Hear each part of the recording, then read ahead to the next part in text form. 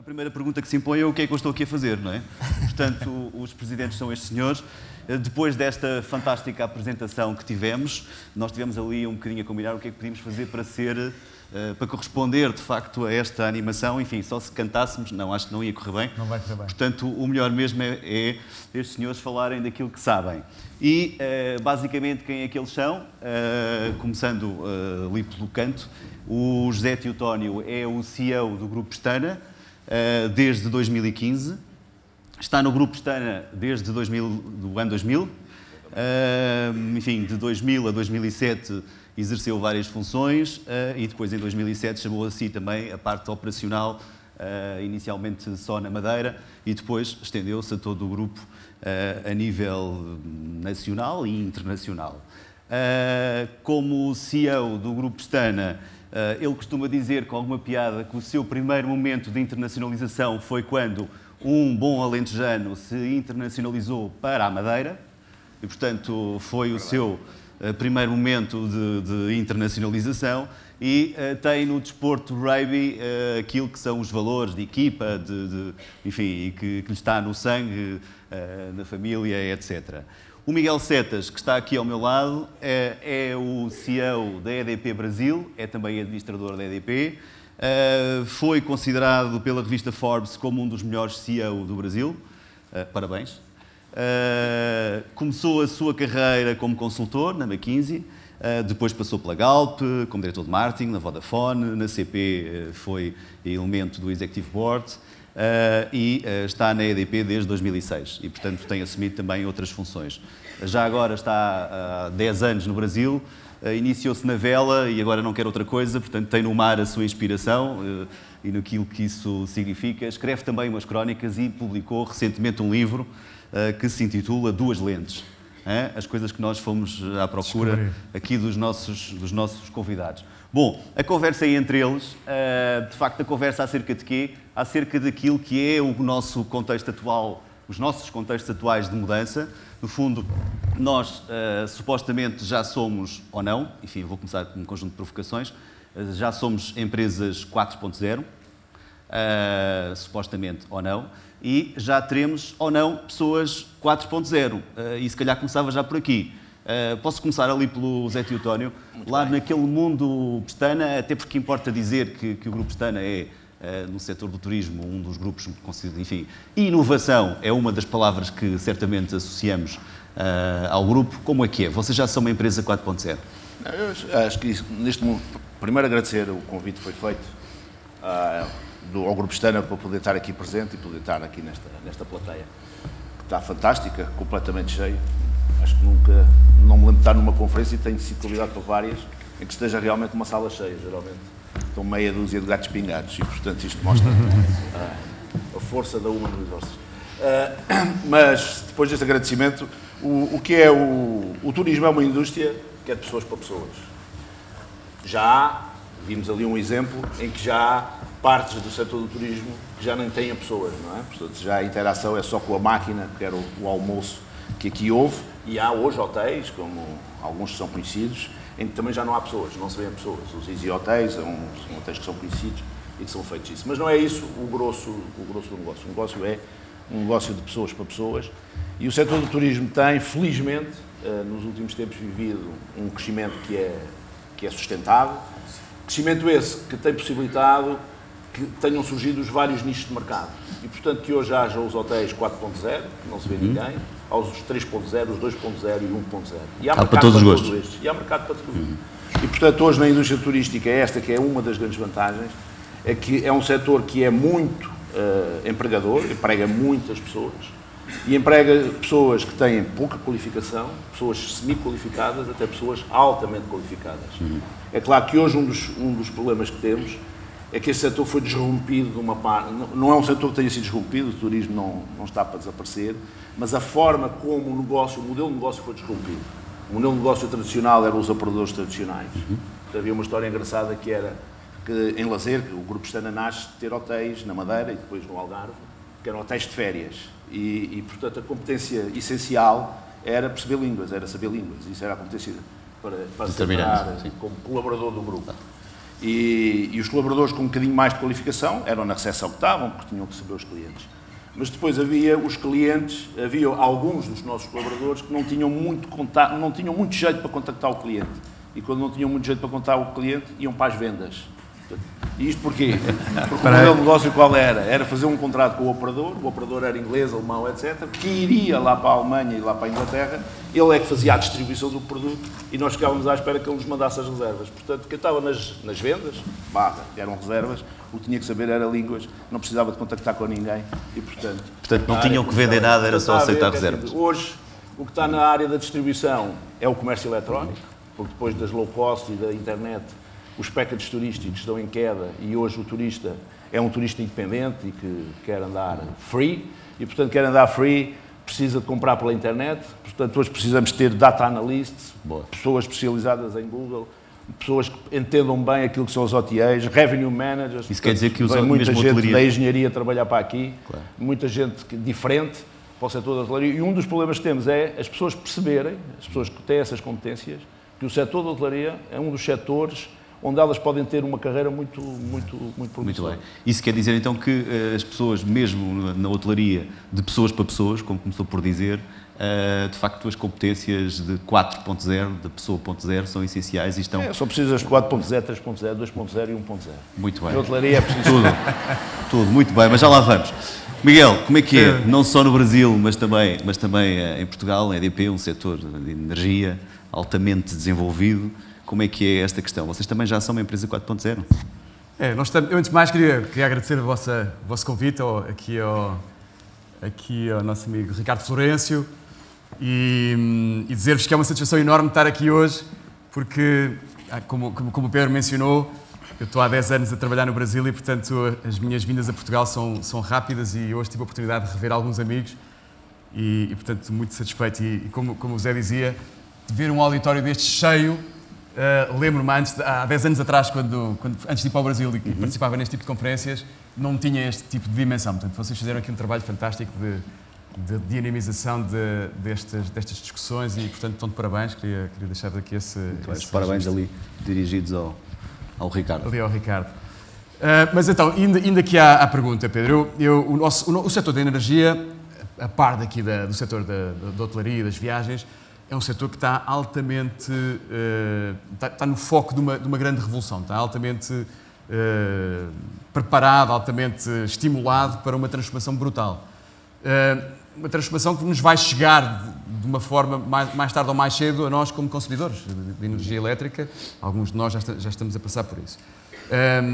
Essa transformação até é resumida por três Ds, não é? O D da descarbonização, e, portanto, hoje, cada vez mais aquela necessidade de termos energias limpas, não é? A aposta que Portugal fez, e em particular a EDP fez nas renováveis, é um sinal disso.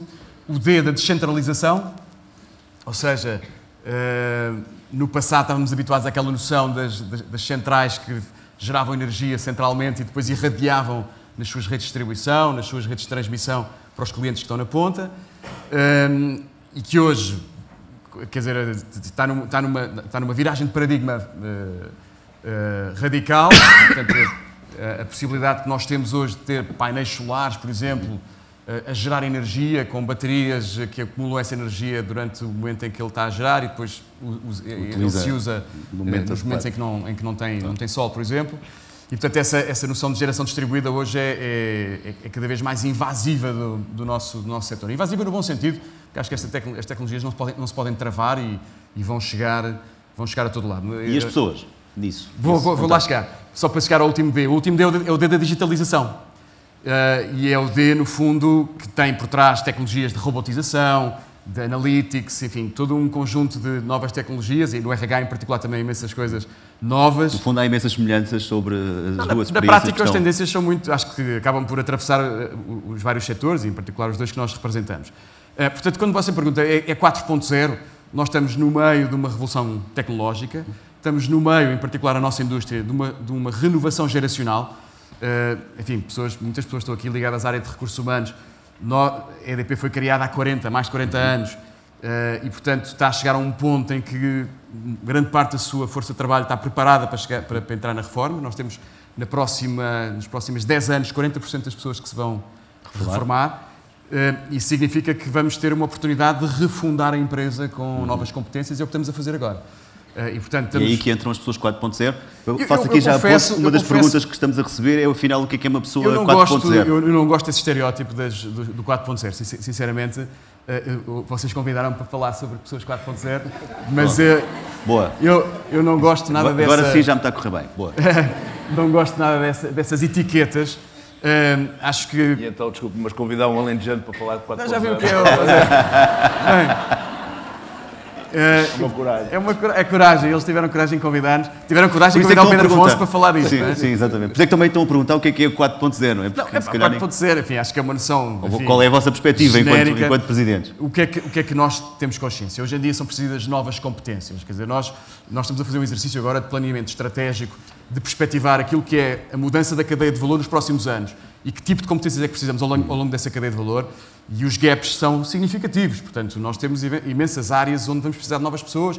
O Zé Teutónio já falou aqui, quer dizer, pessoas que têm domínio de analytics, têm domínio de robótica, que têm domínio... começam a surgir carreiras de operadores de drones, quer dizer, coisas que a gente há 5 ou 10 anos atrás nunca pensou. Eu, aliás... Quer-nos contar a história... Não, eu contei-vos isso, quer dizer, dos robôs, nós hoje temos... Como é que a robótica está a entrar na vossa vida neste momento? Ou vocês entrar na vida da robótica? Pois é daquelas coisas que nós pensávamos há uns anos que nunca entrava no nosso radar profissional. Mas eu hoje tenho, em São Paulo, 20 pessoas a fazer programação de robôs. Portanto, tenho um centro de excelência de robótica, 20 pessoas que estão a fazer programação de robôs. Temos 15 robôs a funcionar, vamos ter 40 robôs a funcionar no final do ano, temos 120 robôs programados para 2018. Estão a preparar alguns desses para ser chefes? Alguns desses vão ser chefes, de alguma forma, não é? Mas eu, ainda aqui de encontro aqui à provocação que o Pedro nos lançou, eu acho que o ser humano tem que ter sempre o domínio da tecnologia.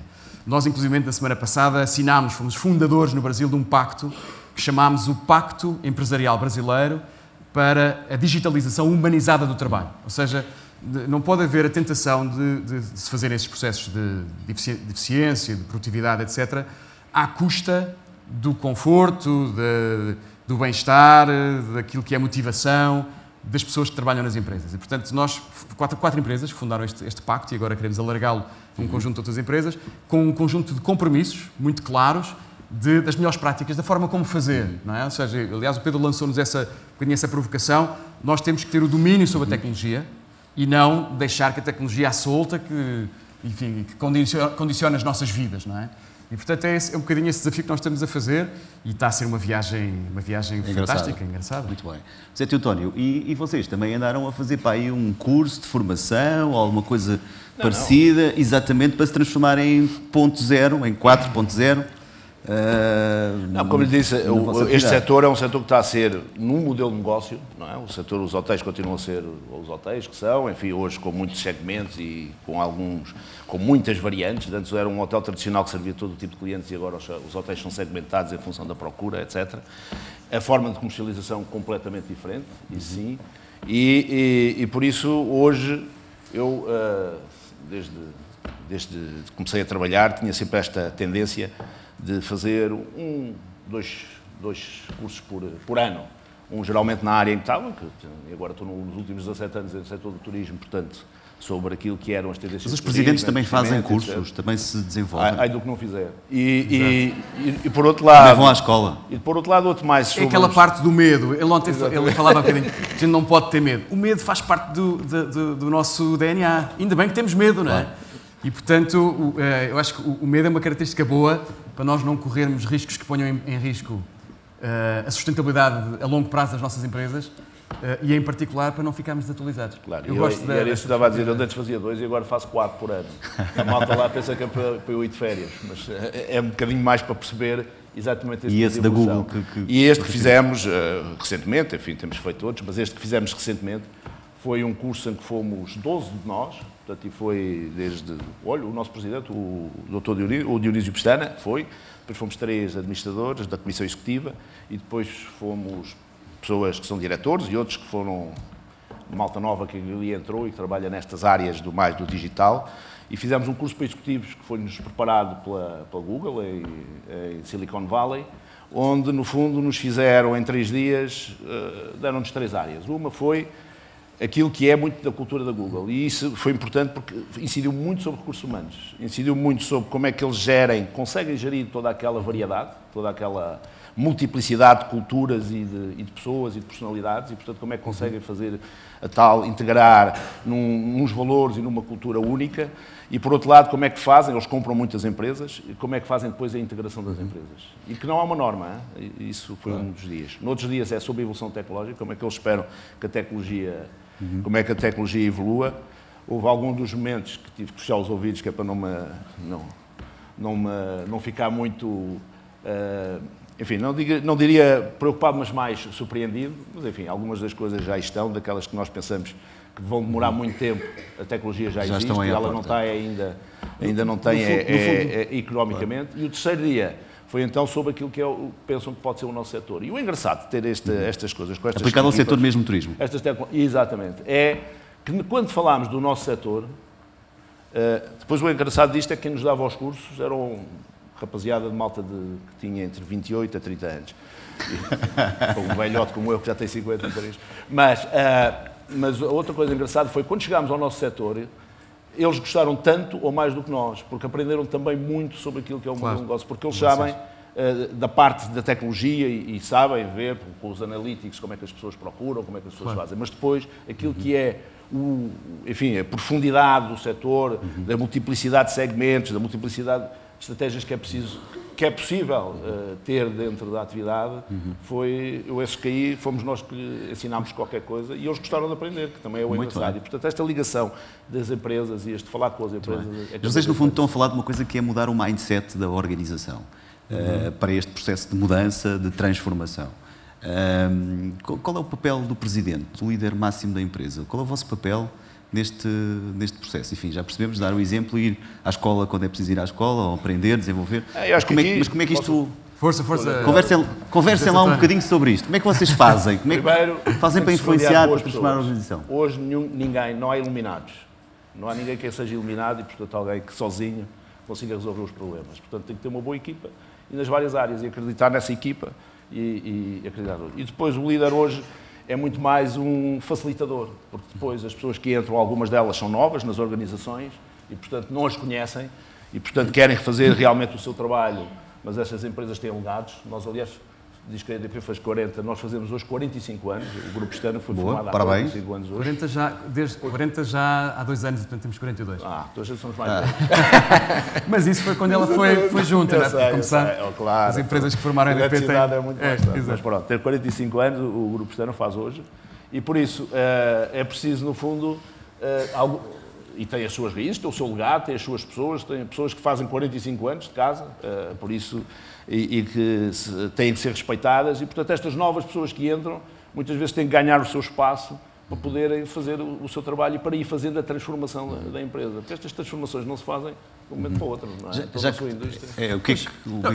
Eu concordo com o que o Zé está a comentar. Acho que o líder tem que ser energizador, ou seja, tem que trazer energia para a organização, injetar energia na organização. E ter, de facto, tem tudo a ver com o EDP também, não é? Claro, energia é a palavra. Se eu não falasse de energia hoje era chato. Portanto, tem que injetar energia na organização, tem que ter uma visão. Eu acho que ter claramente uma perspectiva de futuro e de ver onde é que quer chegar, acho que isso é fundamental. E na prática, ser um arquiteto dessa mudança, ou seja, pôr as pessoas certas nos lugares certos, criar... digamos, as condições para que a equipe se possa desenvolver e consiga fazer uma propagação daquilo que é uma nova cultura. Nós temos uma experiência muito interessante no Brasil sobre isso.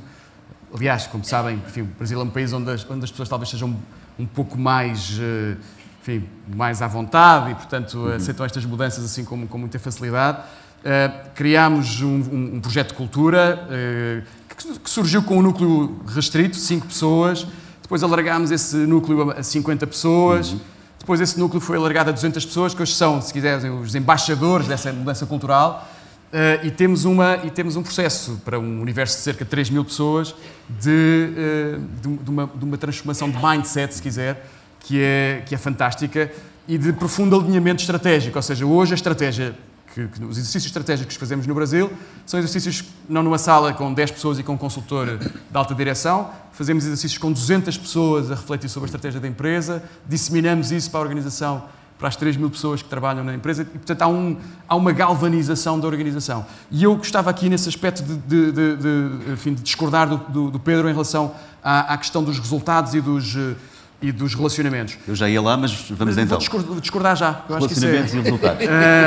Até porque nós estivemos ali todos ativos a participar no survey. Pois é, e votámos e aquilo. Mas porquê? Porque eu acho, e eu estou a sentir isso na empresa onde trabalho, eu acho que quando os resultados são, digamos, colocados como um objetivo, quando se consegue criar, como ele pôs, uma relação de confiança entre as pessoas, que se mobilizam e que criam, digamos, um movimento de transformação na organização, esse círculo virtuoso é fantástico. Ou seja, os resultados começam a aparecer, a empresa começa a ter consistência, começa a ter sustentação e as coisas reforçam-se uma à outra. O Miguel está a dizer que não há resultados sem relacionamentos e não há relacionamentos sem resultados. Sem dúvida. Ou seja, sem resultados, a empresa não tem sustentabilidade. Nós somos uma empresa cotada, eu não posso fazer resultados anualmente, tenho investidores nos Estados Unidos, em Londres, portanto tenho que, numa perspectiva trimestral, tenho que lá ir prestar contas a estes senhores, não é? Claro. Aqui em Portugal também. 51% da minha empresa é aqui, é a EDP em Portugal, portanto, é o meu acionista controlador, e, portanto, que controla, maioritário, controla a empresa no Brasil, e, portanto, tenho que prestar contas aqui, daí que venha cá todos os meses, uma semana. E ainda bem que prestar veio contas. Hoje.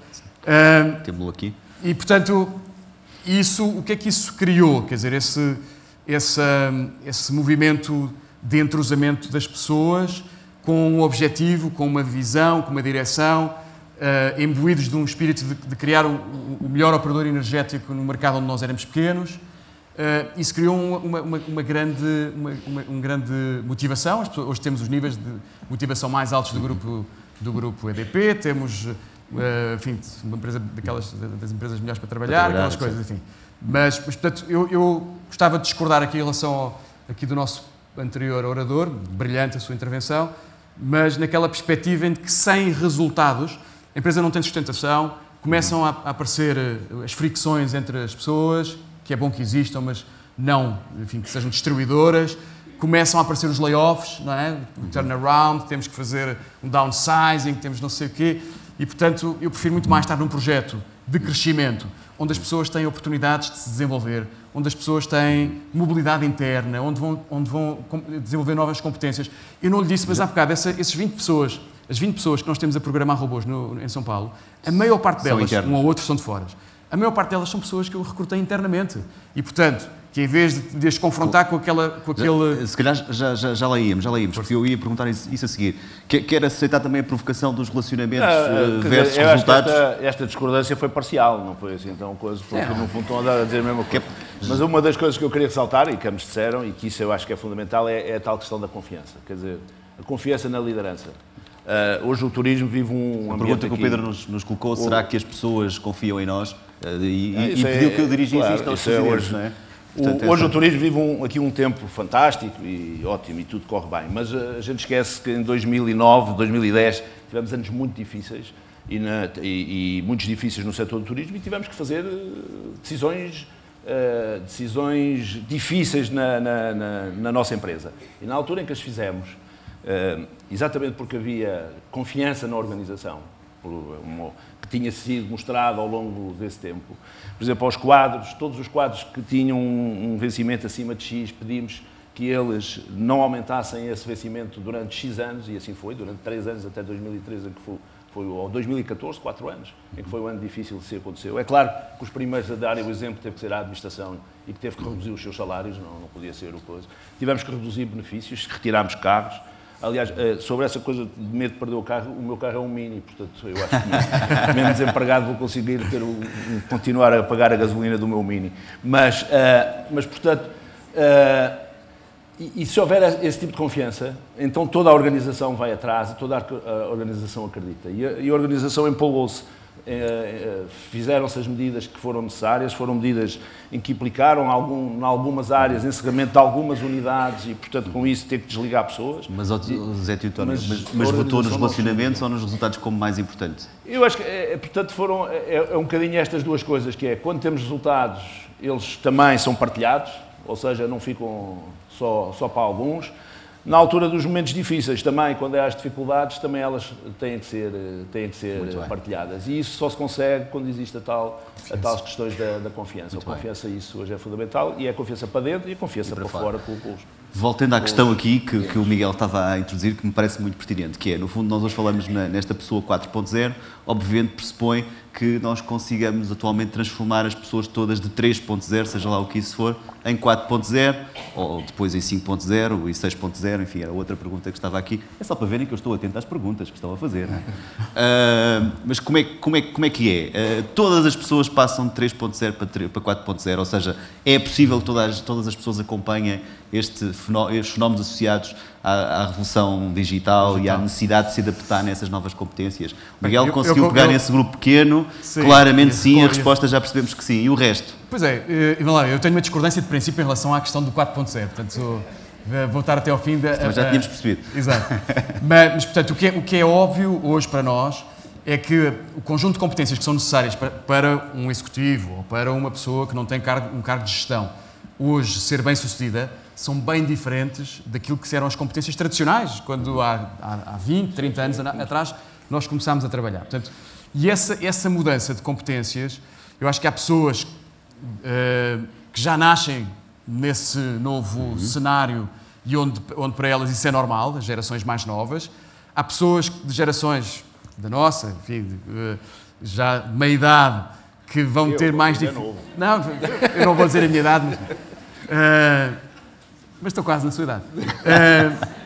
E, portanto, há pessoas que têm facilidade e, acima de tudo, uma postura que eu acho que é aquilo que nós precisamos de ter nas organizações, de uma ânsia de aprender. Atitude também. Não é? Atitude. E aquela vontade de estar constantemente a aprender coisas novas, não é? Ou seja, não nos fecharmos, não nos aquartelarmos naquilo que são, digamos, os preconceitos, os paradigmas do passado e estar de cabeça aberta. Este exemplo que o Zé estava a dar, de ter ido para a Google para ver como é que eles fazem. Nós temos também, na EDP, uma série de interações com universidades internacionais. Eu lembro-me, há 5 anos atrás, estive no Vale do Silício, naquela universidade, Singularity University, não é? Que são os homens das tecnologias exponenciais, que falam de nanotecnologia, biotecnologia, de robótica, todas essas novas tecnologias, 3D printing, remote sensing, inteligência artificial, enfim, tudo isso. Isso ajuda-nos a criar estímulos para nós abrirmos a cabeça para coisas novas.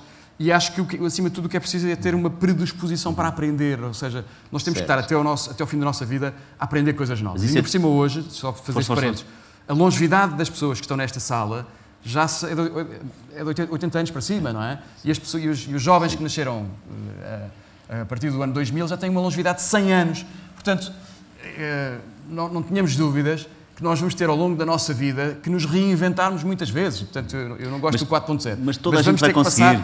Mas toda a gente vai conseguir. Eu acho que, enfim, aproveitando que tenho aqui 2 presidentes, quer dizer, não temos de ser sempre politicamente corretos. Quer dizer, toda a gente vai conseguir, vocês enquanto líderes de grandes organizações, 100% das vossas pessoas vão passar de 3.0 para 4.0. Ninguém se vai transformar tudo em tecnológicos. O que é que vai acontecer? Ou o que é que está a acontecer? Nas empresas é preciso muitas outras funções. Funções que têm hoje a ver com o relacionamento das pessoas, com a motivação das pessoas. Às vezes essas pessoas são tão ou mais valiosas do que aqueles que percebem as tecnologias. Eu acho que, por exemplo, hoje um dos aspectos que as organizações, mas depois as legislações prejudicam um bocadinho isto, as organizações de antes e a legislação não permite que a pessoa, não permite que as pessoas baixem aquilo que é os seus salários. E é verdade que de antes as pessoas começavam aos 20 anos, tinham um período de aprendizagem, etc., e atingiam ali o seu pico em mais produtivos e aquilo em que tinham mais valor para as organizações, já com a experiência acumulada, com o conhecimento dos setores, com o conhecimento das organizações, por volta dali dos seus 50 e tal anos. E aí eram, então, e depois e até 60 anos e tal, e tinham aí o seu período de validade, e aí tinham os grandes salários. Hoje, com as tecnologias, muitas vezes as pessoas trazem mais valor às organizações. Não são essas pessoas, são as pessoas mais novas.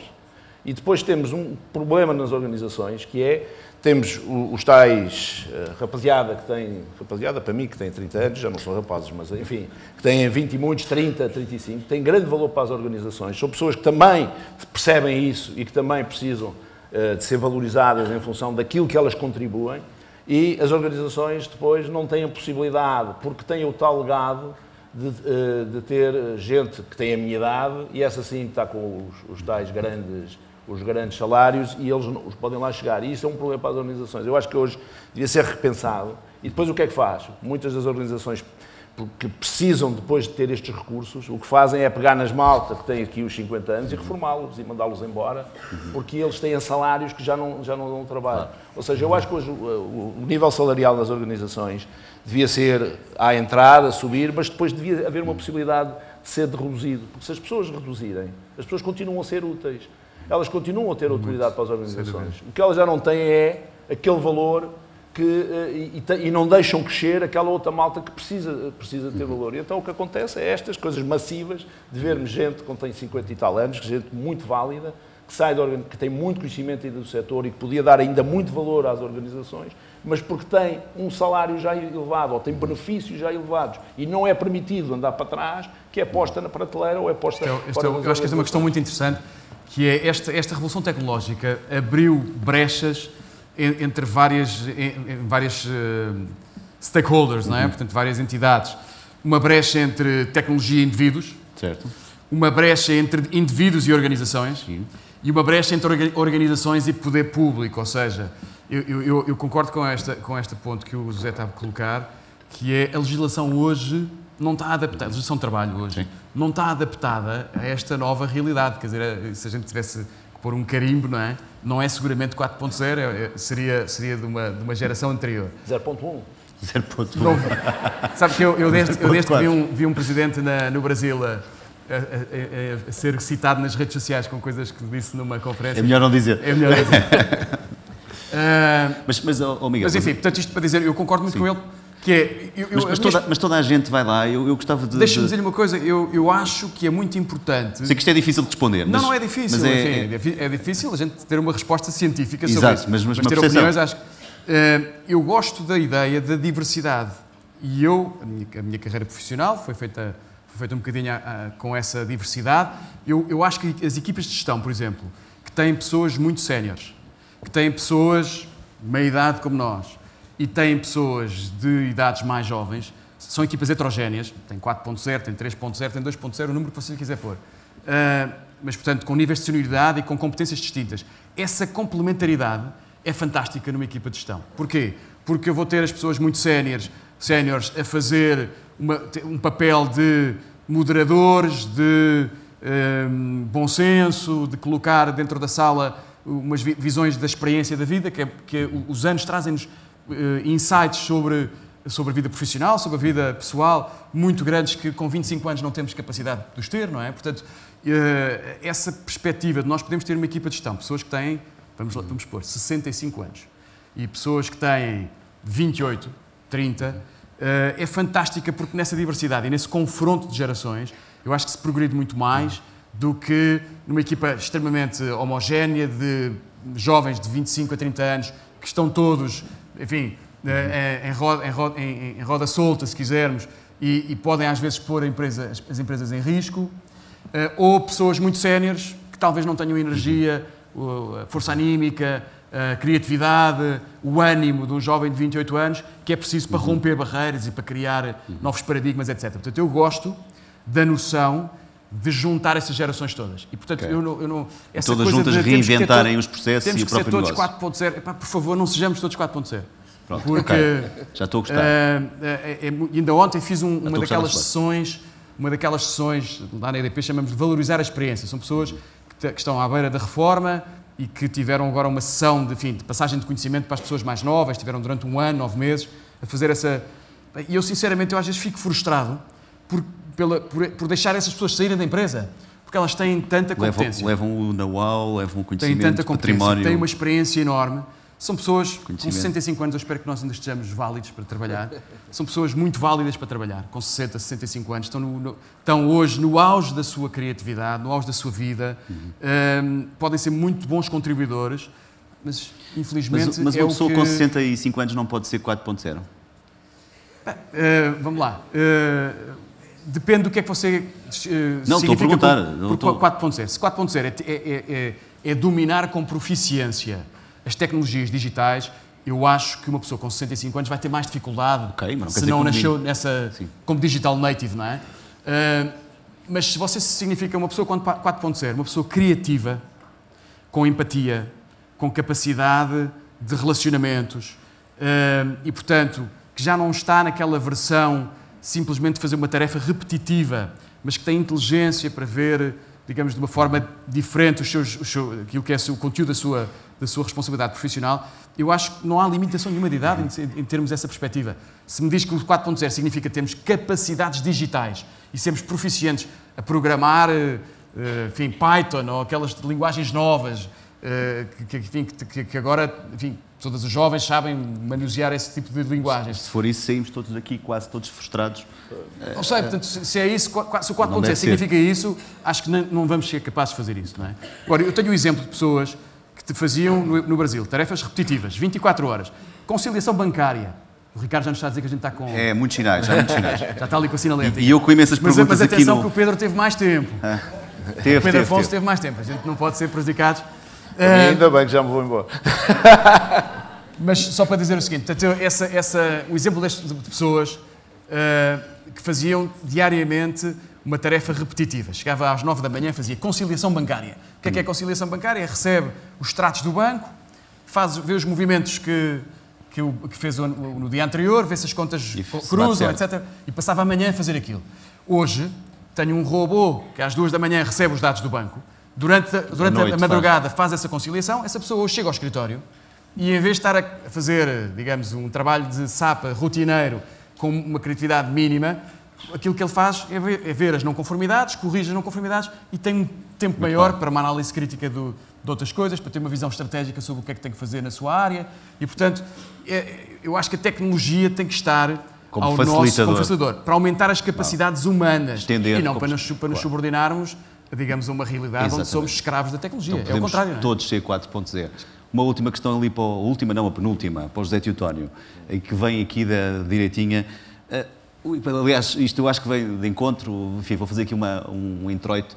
Há bocadinho disse que o turismo e, sobretudo, o Grupo Pestana era de pessoas para pessoas, portanto, a questão das pessoas era fundamental. E a pergunta que aqui está é, preferem contratar pessoas humanizadas, entre aspas, ou tecnológicas? Boa pergunta. Não, isso depende das funções.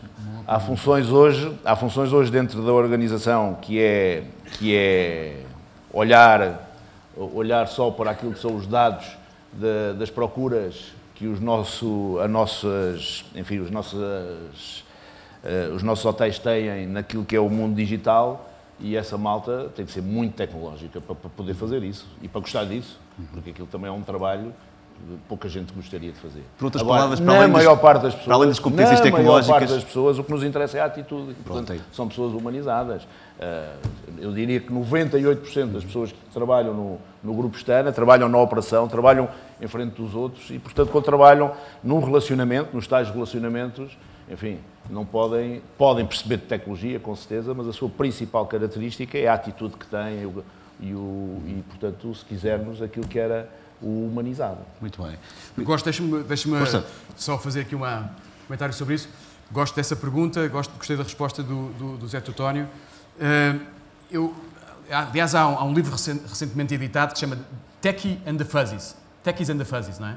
E a tese é de que as pessoas que vão ser, digamos, mais relevantes na revolução tecnológica não são os techies, mas sim os fuzzies, portanto, que vêm da área das humanidades, das artes, e porque são essas que nos vão ajudar de uma maneira mais profunda a refletir sobre as grandes questões éticas que se colocam nesta introdução das novas tecnologias. E, portanto, eu hoje vejo muito importante para as empresas a complementaridade dessas duas competências, dos techies, que nós precisamos para revolucionar as nossas cadeias de valor, e dos fuzzies, que nos dão, fuzzies significando, digamos, como você pôs, as pessoas com uma visão mais humanista, que nos dão a noção do ser humano dentro dessa equação da tecnologia com as pessoas. E, portanto, eu acho que o que nós precisamos, efetivamente, é da conjugação dos dois perfis. Mesmo para o fim, até porque isto é uma conversa entre dois presidentes, Miguel, que sugestão é que dava se estivesse ali na pele do José Teotónio, presidente do Grupo Pestana, Que sugestão é que lhe dava? Esta uma empresa de pessoas para pessoas, como é que ele pode... Isso é fácil, eu para ele é que não sei. O que é que sugeria? Olha, vou dizer uma coisa. Então vou dar umas No âmbito desta temática. Vou dar umas sugestões. A primeira é dizer assim, eu gosto muito do Grupo Pestana. Eu sou cliente... A Madonna também. Sou cliente do Grupo... A Madonna também. Também, exato. Nós, aliás, ontem quase que a vimos lá, não é? Eu sou cliente do Grupo Pestana, vou passar o fim de ano no hotel do Pestana, no Brasil, quando tenho que ficar em algum hotel, obviamente dou preferência aos hotéis do Grupo Pestana, nas regiões onde estão presentes, e de outros grupos portugueses, e, portanto, eu tenho muito orgulho daquilo que significa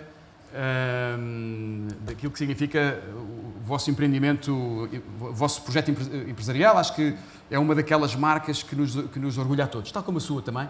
É uma marca que nos orgulha a todos. Estava a ver que ninguém falava da TAP hoje, não? Não, temos que falar. Sou cliente habitual da TAP, com tratamento especial.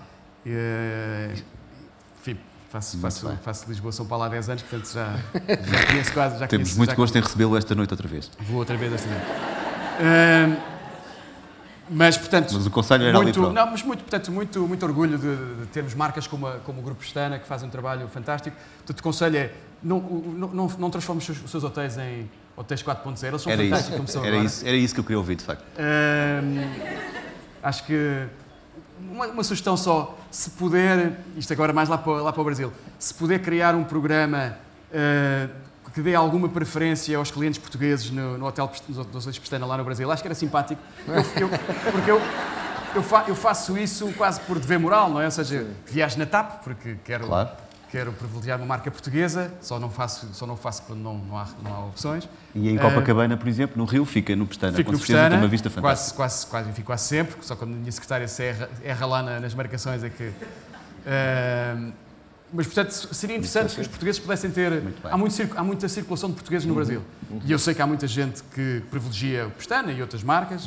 E não ser um hotel 4.0 para já. Pelo menos naquilo que nós eu possamos... preferia, que acho que eles são ótimos e não José Teotónio, um conselho, se estivesse aqui, se fosse administrador da EDP... Isso era um bocadinho mais complicado, mas... Eu primeiro também queria dizer que eu também uso muito a EDP. Olha, e os meus hotéis, nem quero saber. Esta foi um bocado arriscada. José Teotónio, esta foi um bocado arriscada, você fosse um bocado a jeito, porque você não é nosso cliente. Aonde? Lá no Brasil? Não, aqui. Aqui somos. Não, são da rede de distribuição, mas eu hoje tive o cuidado de perguntar.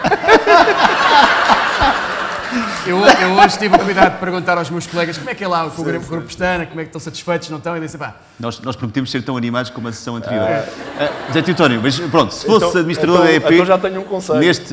Era os seus comerciais conseguirem fazer umas condições para nós podermos ter os nossos clientes. Bom. Mas peraí.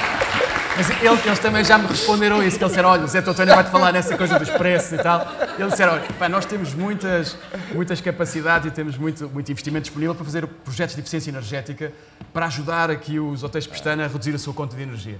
Não é propriamente no preço onde as coisas se discutem, é mais na forma eficiente como se pode consumir energia. Portanto, ótimo momento. O pessoal lá da EDP está à sua disposição. Ótimo momento para terminar, até porque nessa relação certamente serão as pessoas que vão fazer a diferença de um lado e do outro, certo? Sem dúvida. Bom, muito obrigado a todos. Terminamos aqui então. Obrigado.